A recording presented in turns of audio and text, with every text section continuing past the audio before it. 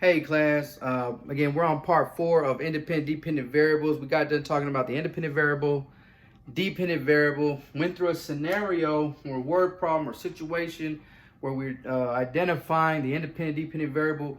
Now we're going to talk about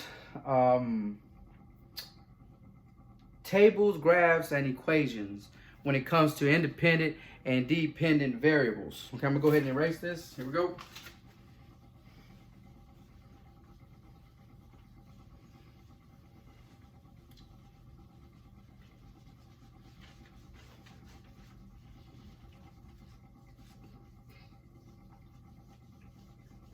All right. First off, we want to talk about these in terms of relationships. Okay, this relationships, right? And when I'm talking about relationships, I'm talking about the way topics relate to each other. Okay, how do topics relate to each other? Okay, that's what I'm talking about. I'm not talking about those other kind of relationships y'all be in, right? I'm talking about this, right? So again, the way topics relate to each other. So the first thing I want to mention is tables. Tables, like, you know, like messes, right? Tables, right? And so first type of table that you can see looks like this. X, and then they call this they actually call this one a T-chart, right? Because Mr. T charts, right? It looks like a T, right? And we put the X on the left and the Y on the right. Okay? X, Y. Just like when remember we talked about ordered pairs? Remember when we talked about graphs, right? When we talked about graphs, the X went first and then the Y. That's what's going on here. Okay? And then another way you can draw this is like a T chart, right? Like a T chart again, but this time close it off. Right, close it off. Looks like an actual table, right? Like one you see, and you can even draw the lines right here, right? Numbers on the left, numbers on the right. And then sometimes you'll even see it looking like this, like a sideways T, right? A sideways T where X will go on top and Y on the bottom. And the same thing, you can close it off, you can leave it open. And one other thing I want to mention to you, right, is that the X, okay, we're going to talk more about this when we get into the equation part of this, right? The X is the independent variable and the Y is the dependent variable. So independent variable, or the X, right? And then on the right is the dependent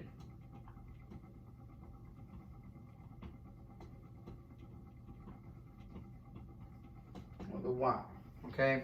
And so again, the X column, right, is the independent variable. The Y columns are the dependent variables. Okay, so this is tables. Make sure you have these all these written 1, 2, 3, 4 different tables. Make sure you have them all written down in your notes. We are going to move on to graphs. And graphs are not that complicated. Graphs are not that complicated at all. Make sure you have it written down. We're going to go ahead and move on.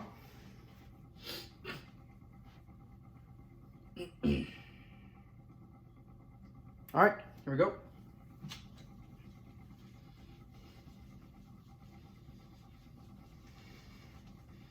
All right, so we're still an independent dependent variable.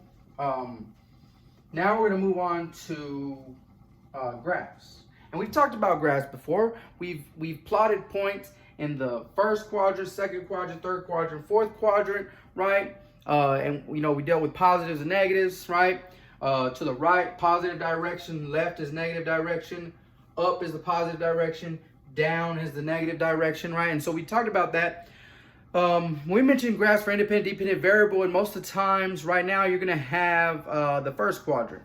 Okay, you're just going to have the first quadrant. Remember the way we remember it, right? The x-axis is x to the what? X to the what? Do you remember x to the next? X to the next. Okay? X to the next, that's the x-axis. right? That's the x-axis. Okay, x-axis. And you remember the other one, y to the what? Y to the sky, right?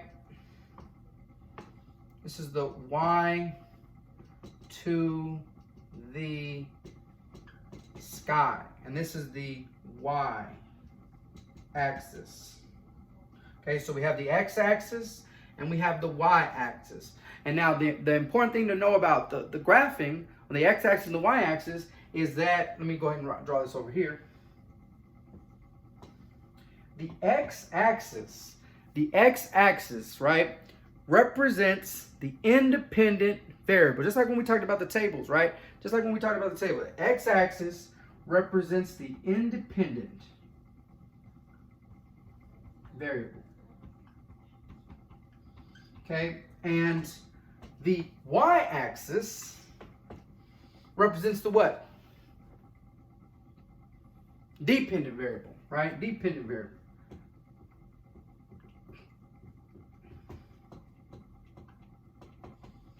Okay, and that's the biggest thing to understand. You're going to be given numbers on the x-axis, and they're going to say, identify the numbers that represent the independent variable, right? And so you'll just name all the numbers that are here, and then they're going to say, what numbers represent the dependent variable, and then you'll name the numbers here, and they'll give you certain numbers, and you'll be able to identify those. We're going to go through examples of that as well pretty soon. So just to keep that in mind, make sure you have this written down.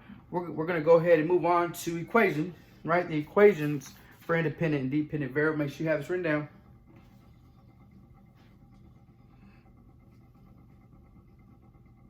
All right, here we go.